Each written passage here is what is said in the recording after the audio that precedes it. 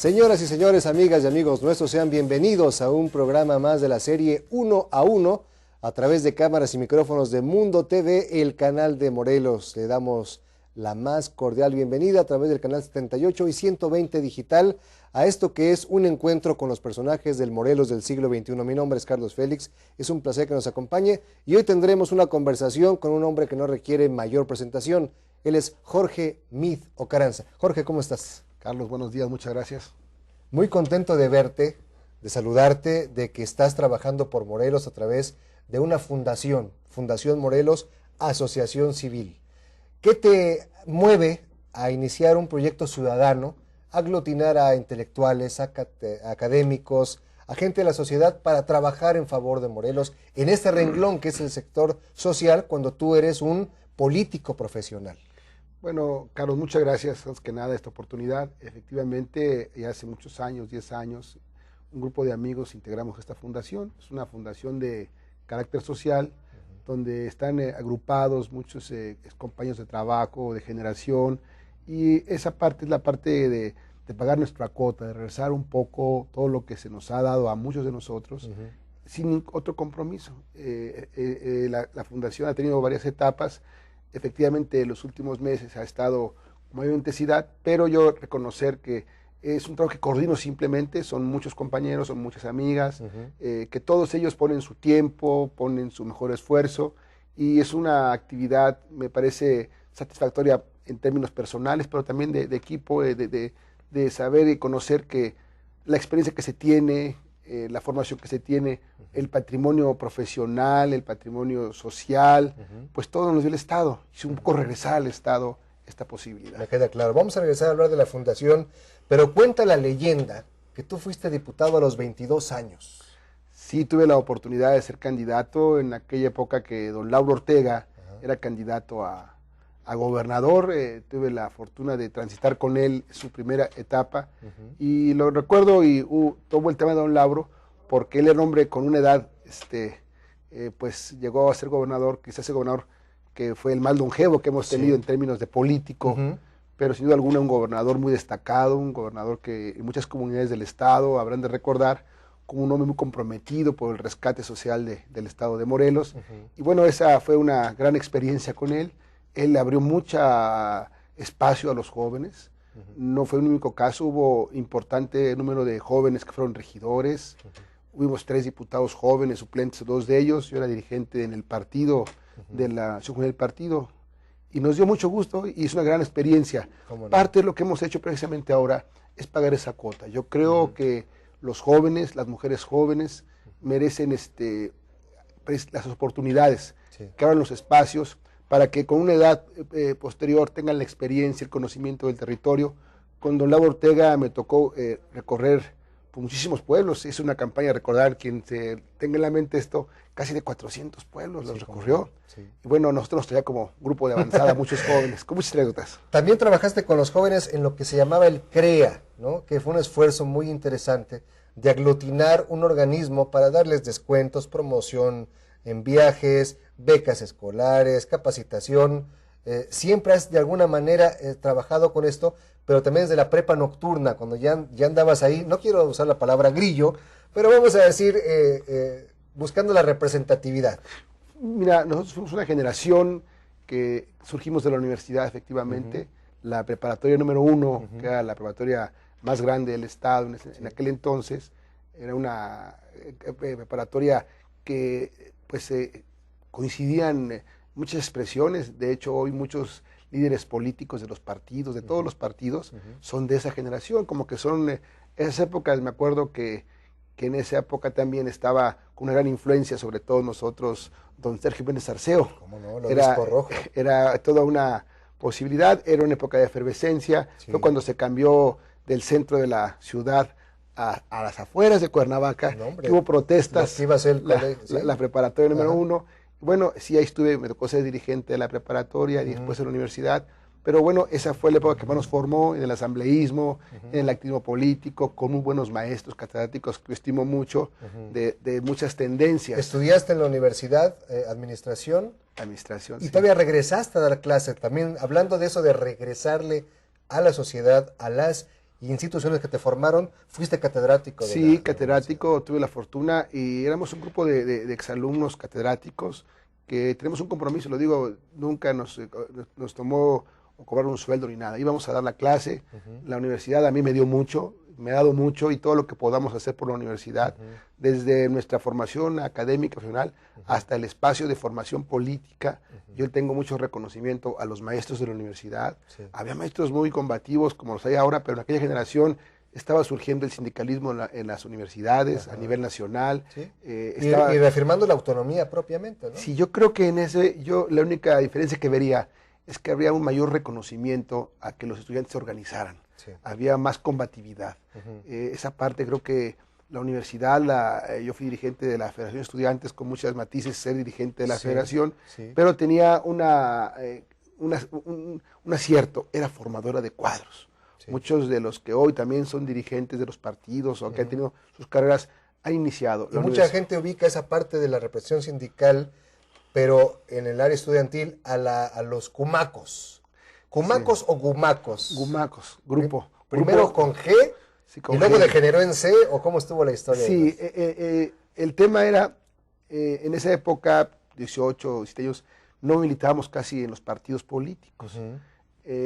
Muchos tenían facultades muy hechas de liderazgos y buscábamos cómo incorporarnos al trabajo fuera de la universidad. Sí. Había muchos liderazgos jóvenes, en aquel entonces nos decidimos, y me acuerdo que fue Tomás Osorio precisamente a quien fue el primer dirigente, es decir, nos agrupamos los exdirigentes de la universidad, cuando salíamos de la universidad y cada uno tomaba el camino político que deseaba, y teníamos el ánimo del poder público, porque siempre en eso no fuimos tímidos, ni mucho menos, que nos queremos gobernar el Estado, queremos llegar a espacios, y pues bueno, tuvimos ahí la oportunidad de iniciar con diputaciones, con regidurías. Hay quien lo ve como un trampolino, quien hace trabajo político. Es una consecuencia natural, legítimamente, ¿no? Que va a un partido a participar, o quien tiene una formación política, yo creo que ser muy claros. Sí, a nosotros nos interesaba. Esa generación se había propuesto desde aquel entonces, vamos a gobernar Morelos. Ese era nuestro ideal. ¿Sigue vigente esa premisa? Totalmente, hemos trabajado y gobernar el país, porque muchos nos integramos antes en trabajo nacional y hemos tenido oportunidades.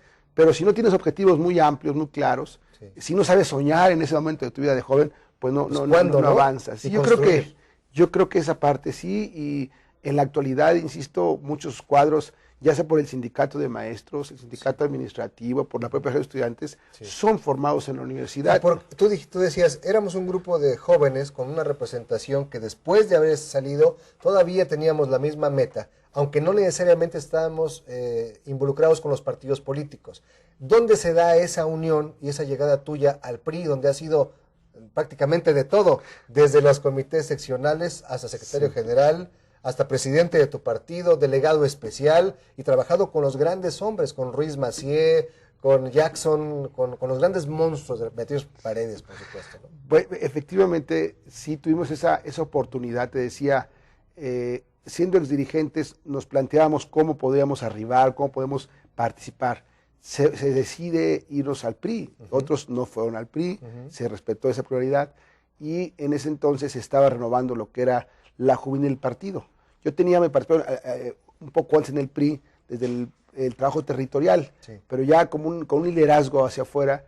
Ese grupo le pedimos al gobernador de entonces, que era el doctor Bejarano, que abriera la elección de la dirigencia de los jóvenes a una participación mucho más colectiva, y él abrió una asamblea con los delegados que se puedan tener. Obviamente nosotros teníamos el apoyo de la universidad, de las muchas preparatorias, muchas escuelas, y prácticamente por otro tuvimos... ¿El PRI fue siempre el partido, la ideología que para ti era la mejor oferta? Yo estoy convencido que en términos de su canción de principios, el PRI es el partido de más vanguardia, es el partido que tiene muy claro qué país queremos, es el partido que más se ha adecuado al país. También reconozco desviaciones, pero unas cosas son lo que los hombres hacemos ya en el poder y en el partido. Quien revise y se meta a analizar, a disfrutar de lo que es el PRI, su declaración de principios. Digo, no hay partido en el mundo, el PRI es el partido hoy más antiguo del mundo, que ha sobrevivido estos cambios y con la gran posibilidad hoy de poder, el 2012, recuperar el poder. Vargas Llosa, muy criticado y ahora repotenciado con lo del Nobel, dijo que el PRI, no México, era la dictadura perfecta.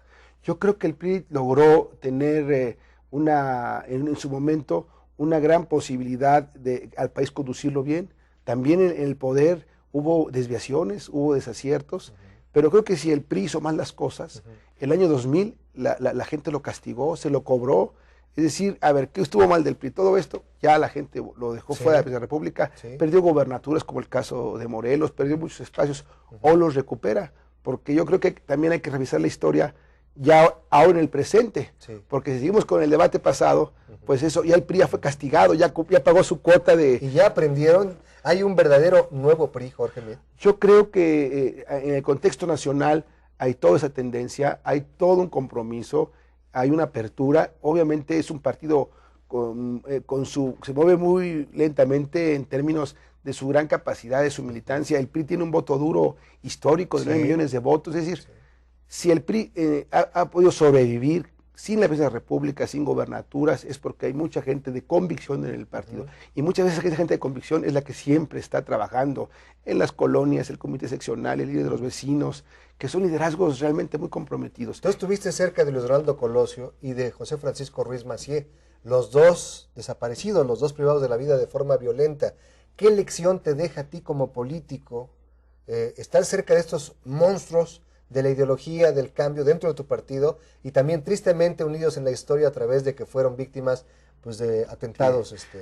En principio, reconocerme a mí mismo la gran oportunidad de poder haber estado cercano a ellos, reconocerles a ellos ya no en vida, que hayan tenido esa sencillez en que sin conocer a muchos cuadros que veníamos de la provincia y que íbamos a tocar la puerta sin recomendaciones, nos acogieran, nos aceptaran, y el gran reto de estar junto con ellos. En el caso de Ruiz Massieu, básicamente en la administración pública, en Infonavit, era un hombre muy exigente, un hombre muy inteligente, era un hombre que me impresionaba porque a veces con las dos manos escribía y decía cosas. Era de veras una persona que había que aprenderle mucho, leía mucho, nos podía leer mucho. Y el caso de Colosio, bueno, pues lo que todos decimos como priistas, que fue un hombre visionario, un hombre que pensó en un PRI que no lo contemplábamos, un PRI más ciudadano, un PRI más abierto, un PRI más democrático, pero en la unidad. Es decir, la aportación de Colosio en el PRI con los consejos políticos, que hoy no hemos sabido en muchos estados entenderlos, que era la conducción colegiada del partido, donde todos participáramos y la dirigencia acatara, para evitar precisamente los patrimonialismos en las dirigencias de los partidos, la discrecionalidad en los recursos, en las decisiones. Todo esto creo que sirvió. También reconozco que en ese sentido el PRI, y un poco en el tema, tenemos en Morelos 10 años de una necesidad de replantearnos el partido. Un partido que hoy tuvo un cambio y que tenemos que exigir. Con eso regresamos mejora. ahorita, el nuevo PRI Morelos, la elección y tu visión de cómo estuvo el proceso y lo que viene. Estamos conversando con Jorge Meade, un político morelense muy destacado de su trayectoria, de sus logros, de su aprendizaje. Después de la pausa, más de lo que es su vida, su trabajo y su perspectiva hacia el 2012. No le cambie.